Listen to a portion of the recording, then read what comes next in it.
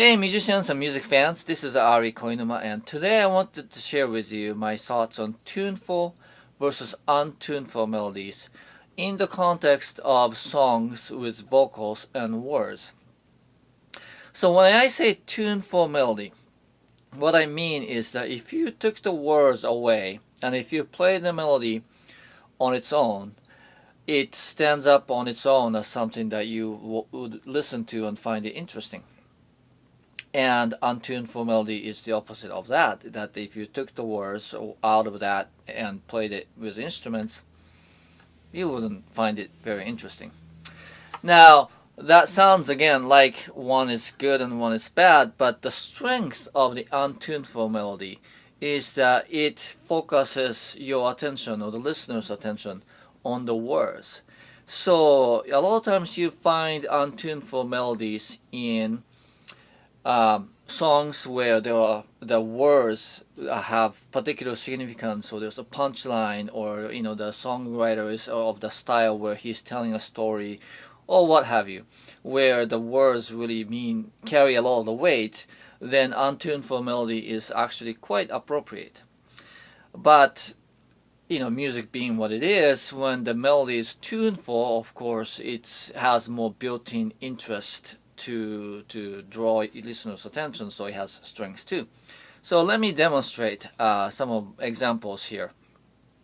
The first one is one of my favorite songs, I have many favorite songs, but the one song from Pet Shop Boys called "I Don't Know What You Want, But I Can't Give It Anymore." And isn't that like a hell of a punchline? And because that's such a clever, witty line, they don't need a tuneful melody, even though that's the chorus. It goes something like this: I don't know what you want, but I can't give it anymore.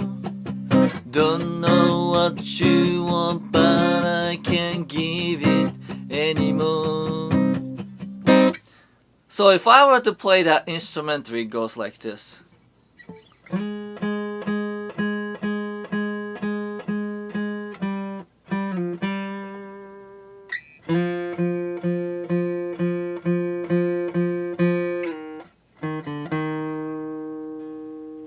Right? So you wouldn't really find that particularly interesting if I played on a guitar, but when I sing it, then you focus your attention on the words and you're like, wow, that's clever, right? Untuneful melody you can spot because you notice that the singer doesn't really change the note as often as tuneful melodies. It just stays on the same note, and it just sounds very static when you just play it as a melody without the words. On the other hand, tuneful melody has a lot more movements built into it, so it really just stands out on its own as a melody. So let me play a melody to you and see if you recognize it, right? Go something like this.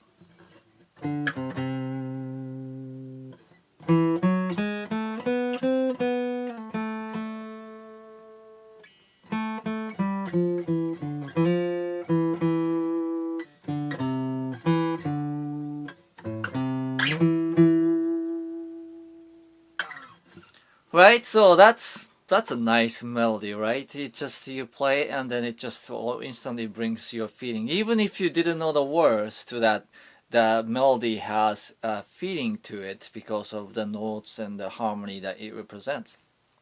So that is the tuneful melody.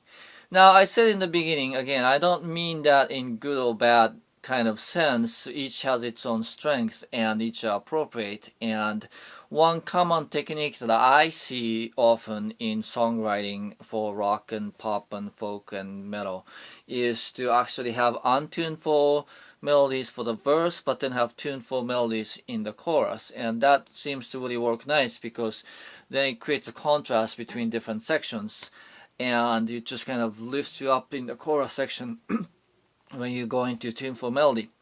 So one of the songs that I think of when I think about that is Todd the Wet Sprocket's Good Intentions. It goes something like this. It's hard to rely on my good intentions when my head's full of things that I can't mention. Seems I usually get things right, but I can't understand what I did last night. It's hard to rely on my own good senses when I miss so much that requires attention. Have to laugh at myself sometimes, and I can see that I'm not blind. This little relief give us relief. Oh, for all the things I've left behind, I'm positive that I'm not blind.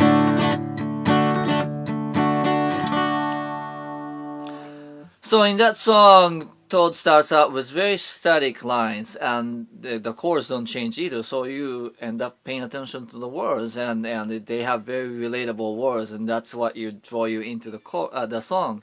And then they go into the chorus, and it just kind of seems to take off. It goes in a different register, and the melody is a lot more tuneful, and there's a lot more movement in the chorus, and it just creates a nice contrast between verse and chorus. Alright, so to sum it up, tuneful versus untuneful melody. Neither is good or bad, it just depends on what the context is and what the music's trying to accomplish at the moment. It's not an either or proposition either. I mean, it's a continuum, right? Continuum of tunefulness.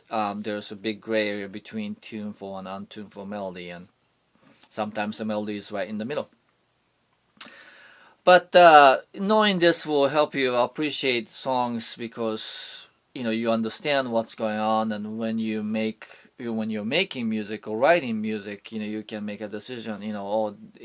This melody might be a little untuneful. I think I want to create more movement here to make it more interesting to listen to, that sort of thing. I think it really comes in handy to have this insight. So I hope you find it useful, and thanks again for watching. I'll see you next time. Through the green guitar